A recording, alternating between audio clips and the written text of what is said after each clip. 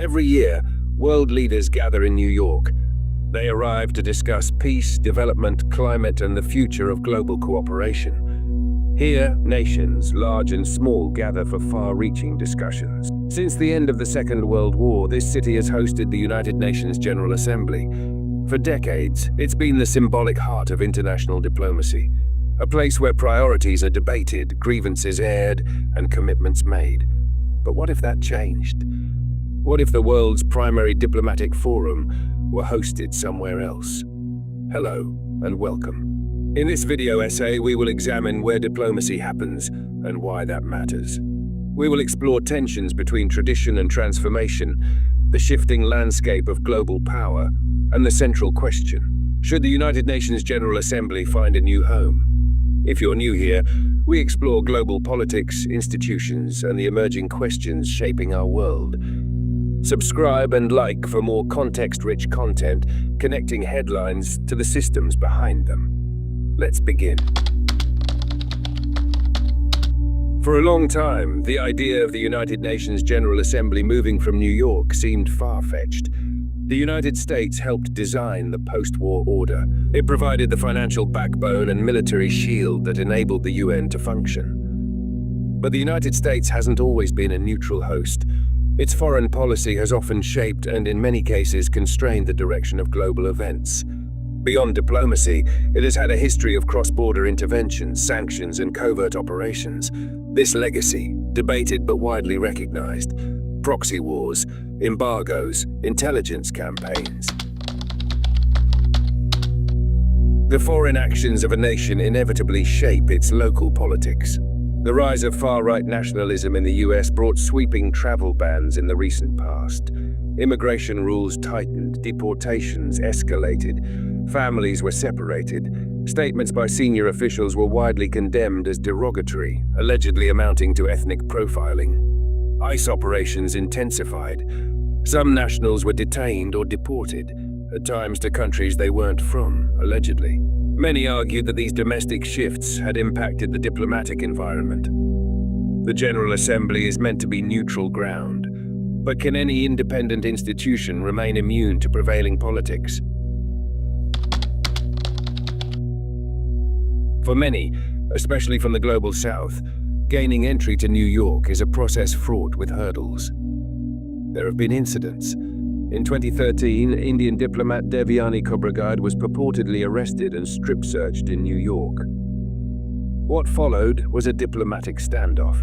India retaliated, protests broke out, security barriers were removed from the US Embassy in Delhi. The incident exposed deeper queries.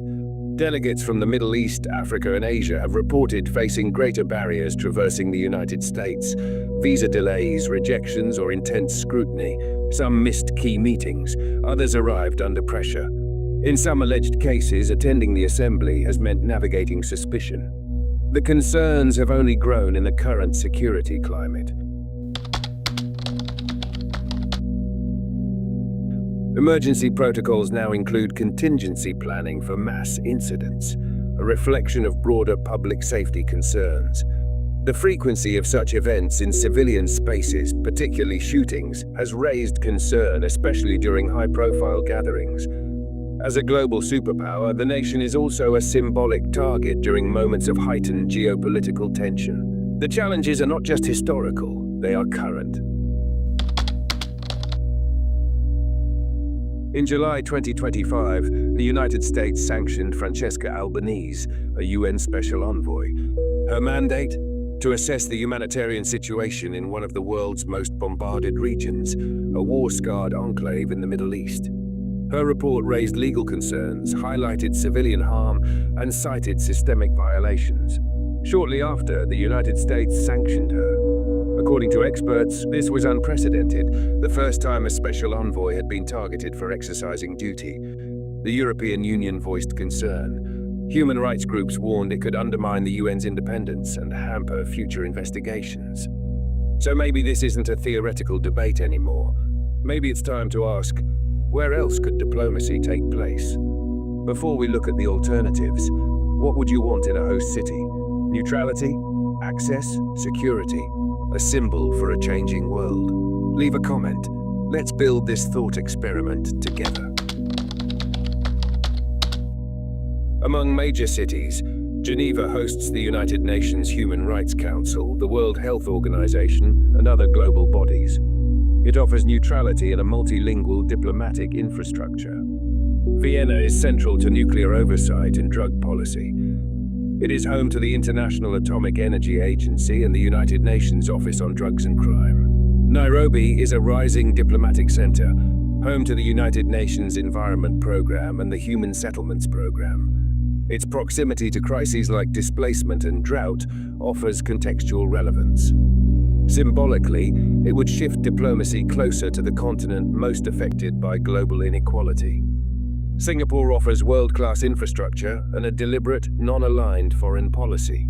Addis Ababa is the seat of the African Union, a place where continental priorities are negotiated and advanced. Cape Town represents democratic transition, pluralism, and post-conflict reconciliation. Each of these cities brings a different kind of symbolism, access, and meaning. Each offers a reimagining of diplomacy beyond Cold War geography. However, relocating the assembly would require cost, coordination, and political will. The United States remains one of the UN's largest funders, contributing nearly 22% of its regular budget. But neutrality isn't just about money. It's about perception. It's about accessibility. Maybe global diplomacy should reflect more than legacy. Maybe it should reflect reality. Maybe the question isn't where the UN has always been, but where it makes sense for it to be now. Thanks for watching. What do you think about the current location of the United Nations headquarters versus where it could be? Let us know in the comments section, and the best comment will be pinned. If world affairs and emerging issues matter to you, please don't forget to subscribe, like, and turn on the notification icon. For advertising, partnerships, or media inquiries, please contact davineguru@gmail.com. If you found this valuable, like, share, and follow for more global perspectives. It's one of the best ways to support what we do and stay connected to the issues shaping tomorrow. Got something you'd like us to dive into next? Your ideas matter. Drop your thoughts in the comments. We're always interested in what you're seeing, questioning, or wondering about. The views and opinions expressed in this video are intended solely for informational and discussion purposes. They do not necessarily represent the official position of this platform or any affiliated organization. This content is created to encourage thoughtful reflection and open dialogue. Catch you in the next rollout.